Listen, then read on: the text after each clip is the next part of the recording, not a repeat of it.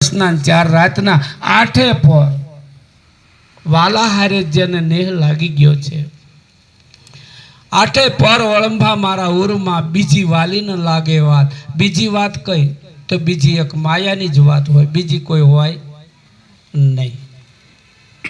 એટલે દેહની વાતો કરતા નથી, દેહ માયા જ છે. અને દેહથી બનેલી જે સંપત્તિ બધી માયા છે. કદાચ પુત્ર પરિવાર ધન દોલત જે કંઈ તમે બનાવ્યું છે આ દેહથી, તો એ બધી એક દિન સમય અહીંયા રહેવાની ને રહેવાની. આ અખંડ નથી. આ શ્વાસા હાલે છે ત્યાં સુધી આ બધી સગાઈઓ છે. શ્વાસા તૂટે એટલે આ કોઈ સગાઈઓ રહેતી નથી. કારણ કે આ જીવને શ્વાસ તણી સગાઈ ઘડીને રાખે ઘરમાં ભાઈ. આ જીવને શ્વાસ તણી સગાઈ કોની સગાઈ છે? શ્વાસ હાલે છે એટલે આ દેહની કિંમત છે.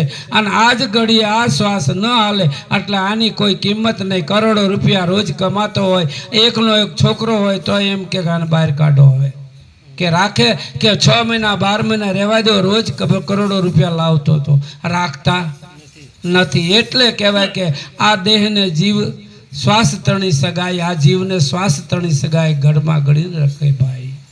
જીવન મળ્યું છે, સત્ય જીવન જીવવા માટે મળ્યું છે, પરમાત્માના ગુણગાન ગાવા માટે મળ્યું છે. પરમાત્માને જાણીને ગુણગાન ગાવ કે છે, પરમાત્માને ઓળખીને ગુણગાન ગાજો. અટકળે કોઈ લેતા નહીં. રામને અટકળે તમે ભજો છો, કૃષ્ણને અટકળે ભજો છો, પીર પૈગંબરને અટકળે ભજો છો, પણ જે ઈ ભજતા એને તમે ભજતા નથી. એક દિન સમયે ઉમૈયાને શંકરને પ્રશ્ન કર્યો છે, હે દેવોના દેવ મહાદેવ, મને સંશય થાય છે, તમે તો દેવોના દેવ મહાદેવ છો, તમે કોનું ભજન કરો છો? ત્યારે બોલે છે, મારા ઈષ્ટદેવ પરમાત્માનું ભજન કરું છું.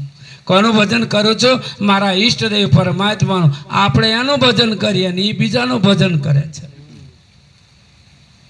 એક જંગલમાં એક ભિખારી એક રાજાને મળ્યો હોય.